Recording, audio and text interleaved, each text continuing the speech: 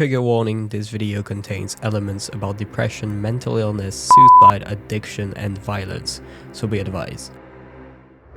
When watching or reading fiction, you purposely immerse yourself in the plot, the world where the story takes place and its many characters. What makes a fictional story worth getting into is how much depth is put in the elements that constitute it. In regards to that, manga and anime are mediums that are more explicit in their visual aspects. Now, being more visual than a book, for example, does not imply being less interesting or less complex. As a matter of fact, the manga I'm about to present to you today is one of the more complex works I've ever read. Moreover, this manga is under a specific genre. You have read the title. Today we'll be talking about a romance manga, one that I deem to be one of the most depressing romance stories I've read, and not for the reasons you might think. Now, the manga I'm about to present to you today is not cheerful. It is one of those mangas where I thank God I'm not the main character of the story, because I would honestly just give up due to how fucked up the situation the protagonists are going through is. Now, most of my viewers leave just after I give the name of the manga, and don't worry, I don't mind. But if you're interested in the actual content of the story and wish to uncover why I think it is such a masterpiece, don't leave just yet. So the name of the manga is Asuperu Kanojo. Some of you might have noticed that Asuperu sounds strangely similar to Asperger, which is a very good observation. Indeed, as for now it is confirmed that in this manga, the female lead is neurodivergent, while the male MC is hinted to be as well. I think that by now you can start seeing how this story could be so sad. So let's not waste any more time and head straight into it. Welcome to MangaTimes episode 9, I'm your host Postnikov, and today we'll talk about Asuperu Kanojo.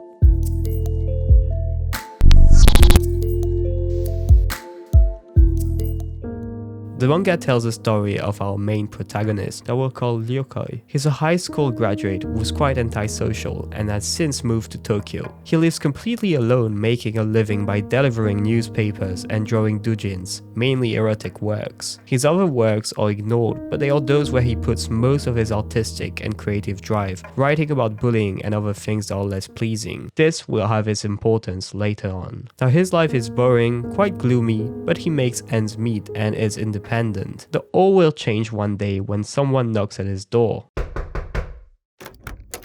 When Ryokoi goes to check his door, he sees a young woman, pretty and dressed quite well, staring at him emotionless.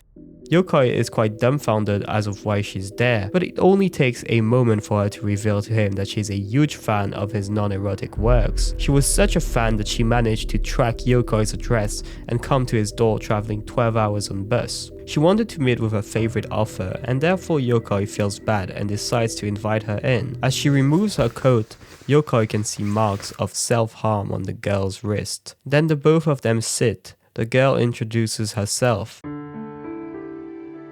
She's Saito Megumi, an 18-year-old girl who has had a troubled past. She has dropped out of high school and regularly thinks of killing herself. Now, Megumi is quite an atypical character, as she just sits on the floor and stares at Ryokoi working for countless hours without complaining ever, as they both share a futon. Megumi decides to stay over at Yoko's place. This will mark the start of our story, which will focus on the relationship with Ryokoi and Megumi. In its beginning, the manga hinted to some dark stuff without ever being too explicit about it. Indeed, so far, it is just a gloomy romance manga with simple art and two weird main characters. But as we advance through the story, things start getting worse. In chapter 3, after sleeping in the same room as Megumi, Ryokoi wakes up and there is a strong smell in the room. He decides to check on Megumi and therefore pulls her blanket away. What he sees next shocks him. He sees that she has scarred her wrist with lots of blood on her futon. Megumi reveals that she had fun with Ryokoi the day she met him, but when she fell asleep, she started having flashbacks from high school, and because of that she tried to kill herself there. She also reveals to him that she is truly happy when she's with him and wouldn't want to go back to her parents or anywhere else. And so Ryokoi does something that is truly admirable and decides to take care of Megumi and allows her to stay at his place despite the fact that she's a idle and mentally distraught person. Now, Megumi tried to end her life on chapter 3, and oh boy does it get worse as you advance in the story. Something that you must be curious about.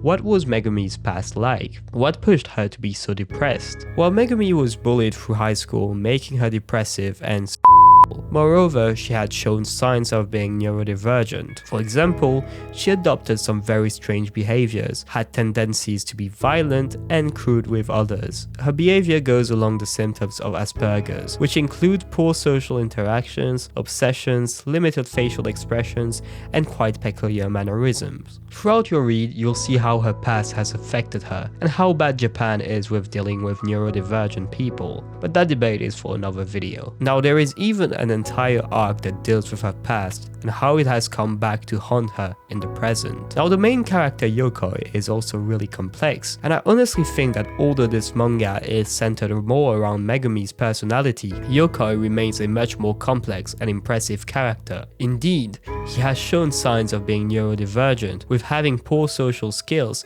and very few expressions. But the most impressive thing about him is that he has kept going and has strived to be independent. He's not well off and could be even described as poor, and yet he houses Megumi freely, he takes care of her and even loves her. In other words, the two main characters of this story are amazing.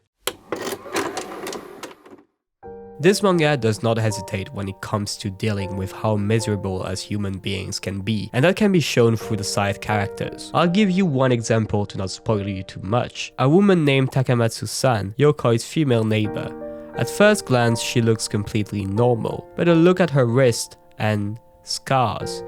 Takamatsu-san is addicted to sex, and before you ask, this is a very real addiction that refers to excessive sexual thoughts, desires, urges or behaviors that can't be controlled and cause distress. She copes through her depression thanks to sex, and goes as low as to beg her exes to do it with her. The most depressing part of her character is when, spoilers alert, she starts selling her body to have sex with others. This manga deals with so many aspects of human beings that you can find a sex addict, a suicidal girl suffering from Asperger, and a couple with another suicidal woman and children in the same story. Now, this story is not that graphic. Sure, there are some scars and a bit of blood here and there, but what makes it really sad is how real those characters feel. As a reader, you'll see Megumi go through many anxiety and panic attacks. You'll see her harm herself, harm others, be violent, cry, be depressed, and so on. You also see that the romantic relationship between Yokoi and Megumi is as heartwarming as it is tragic, and many times you also see how flawed it is. The two of them have their own issues, and they're already miserable, but they keep on going, and that is brave but also tragic. I honestly think that this story is an underrated masterpiece and could hold the title of the best romance manga of all time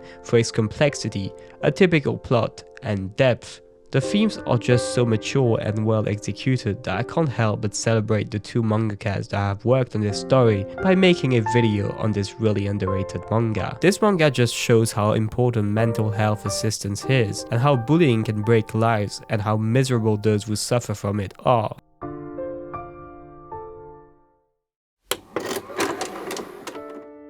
Asuberu Kanojo is a depressing romance manga, probably one of the most complex and depressing romance mangas of all time, but at the same time it is one of my favorite fictional story, and to me, it is undeniably a masterpiece that should be read and never forgotten. And that marks the end of this episode of MangaTimes. Thank you for watching this video. It took me a few days to post it as I was really busy with uni and college, but I hope you enjoyed it regardless. Do let me know what you think of this manga in the comments, and if you want to support me, hit me up with a like and follow on my YouTube channel. Also, DM me on Twitter if you want some more recommendations and I can't make a video on them.